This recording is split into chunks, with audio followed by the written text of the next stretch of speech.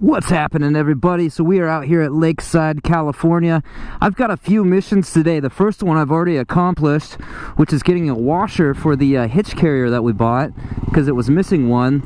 So I went to AutoZone and got that, and now I'm trying to find two CR2 batteries for Evie. She's got a Polaroid camera that takes them, and they are dead. So she's trying to get that thing up and running again. And the third one is I want to do an unboxing. Well, no. The third one is the carrier that holds this bike on it is supposed to be here today, but FedEx is being kind of weird, man. They're like, their tracking thing says that it's in transit from Washington to San Diego, but it also says it's supposed to be delivered here today. So we'll see what happens there. The fourth one, I just got, how's this dude doing behind me? I got this new mirror and I absolutely love it because I can actually see out of it really well. The third one is a company sent me this really awesome device that is going to solve most of our power issue of running out of power when we're boondocking and not driving a lot every day. So I actually did an unboxing video, but the mic wasn't plugged in all the way, the audio was bad, and just the whole thing just did not work out. So I'm going to package that back up and show you guys how this thing comes and tell you a little bit about it and why I really like it so far. I mean, I've only used it for 2 days, but so far I really freaking like it. Man, that schoolie! Let's go check that out. Maybe that battery's in here. I love this mirror. Get a look at the schoolie though. This looks cool. Yeah, look at that. Oh, they got a bike too. They're doing the trailer thing. What's that called? Dingo's Den? Interesting. Hey, Oregon plates, nice. Alright, let's see. Walgreens will most likely have them, but it'll most likely be crazy expensive. Maybe we'll check O'Reilly's. Funny story, I was out here the other day, maybe about 2 weeks ago, and Seven was parked out here and I just happened to see him, and I walked up behind him. I was like, "Excuse me, sir, do you have a YouTube channel?" And he looked at me and was like, "Whoa, nice to see you." It was pretty cool. So I'm gonna go in here and see if they got the battery. Okay, so here is the solution to our power problem. You can see the background. I have a solar panel. This is from the same company that makes this thing, Energy. This is a 100-watt polycrystalline panel, and comes with a 30-foot cord to plug into this thing. Let's pull it out and take a look at it. So this is a solar generator. This is the Kodiak, made by Energy. Let's see if we can get it out of this box. There we go. We'll toss this to the side. Okay, so here we go. Now, as I said, we used this in while we were in Slab City for the, 3 days we were there. We charged it on the way there. We actually forgot the solar panel at San Diego, so we weren't able to charge it at all, but we charged our laptops probably at least 6 times, and it was still half full, which is awesome. So, here's the package it comes in. Check this out. It's really well packed. You can see that. And on the back here, it says what the Kodiak powers: smartphone 150 times, tablet 30 times, laptop 20 times, totally believe it, by the way, 40-inch TV 25 times. Oh, and we didn't just kill the battery on our laptop and charge it. We left it plugged in while we were editing, because while you're exporting, it uses a ton of power. So charging it once was really like charging it 2 or 3 times. Electric blanket 14 hours, base camp LED light 180 hours. That's an accessory that they sell. CPAP machine 20 hours. 7.1 cubic foot freezer, 48 hours. 16.5 foot cubic foot refrigerator, 30 hours. 1,000-watt microwave for 1 hour. So this thing has a built-in 1,500-watt continuous, which is RMS, pure sine wave inverter. That's the good kind, and up to 300-watt surge. That's normal.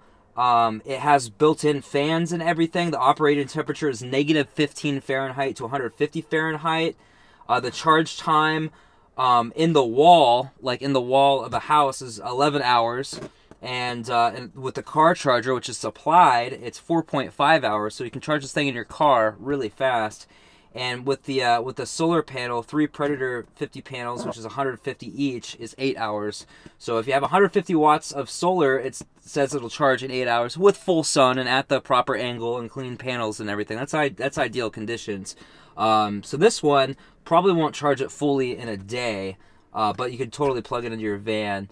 And let's see, inputs, we got, what is it, like 6 120 volts, 4 USB, 2 cigarette lighter adapters, and one that you can plug your RV into, which is incredible to me. So yeah, 6 110 plugs, up to 1,000 watts continuous per outlet, 10 amp max, 30 amp RV plug, yeah, and the USBs, 15 watts max, Basecamp LED port.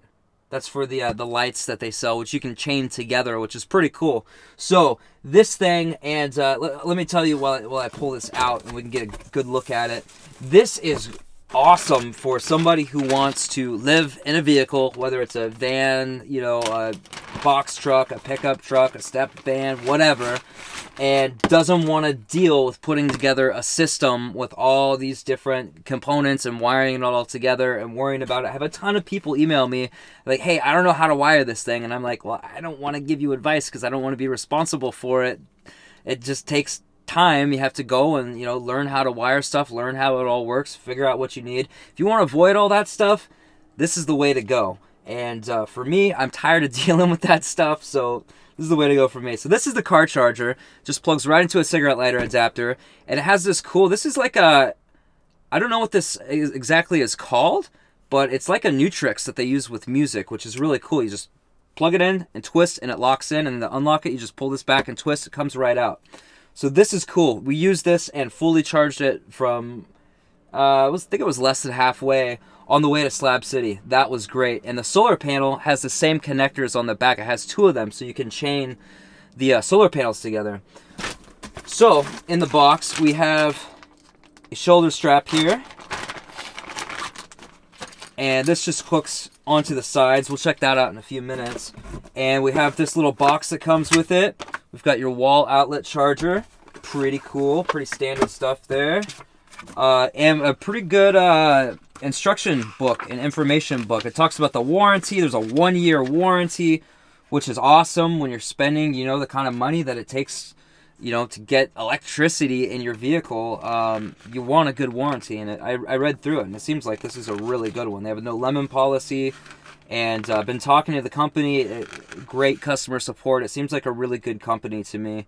So yeah, I mean, you've got all this information in here.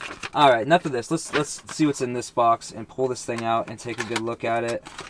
So this is the other part of the wall charger. So you plug this guy in here, and then bam, you can plug it into a wall anywhere and charge it. So let's get this bad boy out. So here is the Kodiak. It's 20 pounds. It's not bad. You can, if I can get a good balance on it, you can use it as an exercise, but really it's only 20 pounds, which is pretty ridiculous. It's got a lithium-ion battery in here. I'm pretty sure it's 90 amp hours. Is that what I read? Yeah, 90 amp hour. Up to 2,000 charge cycles and a 10-year shelf life. And so let me just say before we get a really good look at this thing, this is going to be great for someone who lives in a van or a vehicle or whatever. This is going to be great for someone who lives in a house and wants a backup if the power goes out. For extended periods of time, you can power your essential things with this. This is great for someone who's on a boat who wants backup power or just wants power in general to power things. This is great for anybody. Like really anybody could use this thing, could find like a good use for this. If nothing else, as a backup to your previously established system. For us, we're going to leave our system in place and use this as a secondary thing that we can take outside and do stuff with and go places. Like when we're outdoors and we want to power stuff outside, we can use this, power tools and whatnot. But the cool thing about this particular one is you can hook up other batteries to this.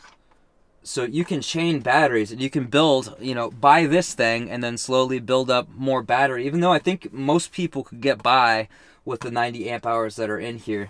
So here's the face of it, and here's all the 120 plugs, the cigarette lighter adapters, I'm not sure what these ones are for. I'm going to have to look that up. This is where you plug in your RV. If you need to plug in your RV, you've got USBs down here. Here's the power button. You've got a nice display, which I don't fully understand what it means. And this is the battery meter, how charged it is. We just powered we charged laptops a couple times. And what else did we power? The induction oven, we powered that. It's got a nice 2 fans on the back. And then on the very back, there's just nothing. In the bottom, you've got these nice rubber feet. You can see on the bottom here, it was inspected 4 times before it left the factory, which is pretty awesome. And yeah, got a nice little carrying handle. These pop up like this, and that way you can attach this this carrying handle. How does that work? You gotta pull it out? Oh, you pull it down. Yeah, so check this out. Put this on. And you've instantly got the hot summer 2018 look. Hey. So, yeah. So I think this thing is rad, and I'm going to spend more time with it and get to know it more and understand it and get a full, like, understanding of it and make a full video out of it. But for now, that's that.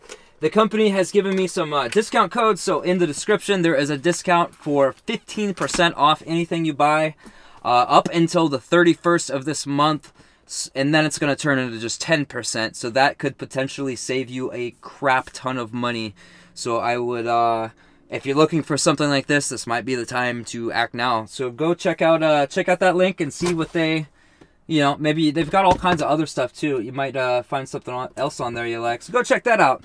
So as far as the carrier in the back, just got that installed a few minutes ago. I filmed it. Let's check it out.